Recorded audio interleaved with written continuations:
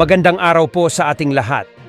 Narito ang update sa lagay ng panahon ngayong araw ng Sabado, July 27, 2024. Ngayong araw ay patuloy na iiral sa bansa ang southwest monsoon na siyang patuloy na magdadala ng maulap na minsan ay may mahihina hanggang sa katamtamang pag-ulan sa bahagi ng Ilocos Norte, Pangasinan, La Union, Ilocos Sur, Cordillera Administrative Region, Batanes, Babuyan Islands, Zambales, at Bataan.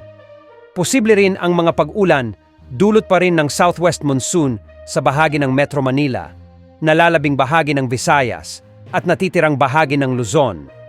Posible ang mga pagbaha at pagguho ng lupa sa tuwing may katamtaman hanggang sa malalakas na pag-ulan. Samantala, patuloy ding minomonitor ang low pressure area na huling namataan ng Pag-asa sa layong 1,035 km silangan ng southeastern Mindanao. Ayon sa Pag-asa, mababa ang chance nitong lumakas bilang bagyo, ngunit bahagya lang nitong hihilain ang southwest monsoon sa mga suwaunod na araw habang binabagtas ang parehong dinaanan ni dating bagyong Karina. Mababa rin ang chance na magdala ito ng malalakas na pag-ulan at malawakang pagbaha sa bansa.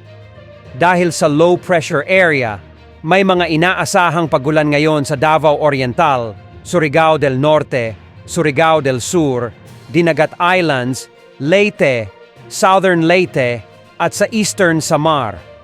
Posible rin ang mga pagbaha at pagguho ng lupa dahil sa mga katamtaman at minsan ay malalakas na pag-ulan dulot ng trough ng low pressure area. Yan ang update sa lagay ng panahon. Mag-ingat po tayong lahat. Ito po ang weather update ng bayan, maaasahan anumang panahon.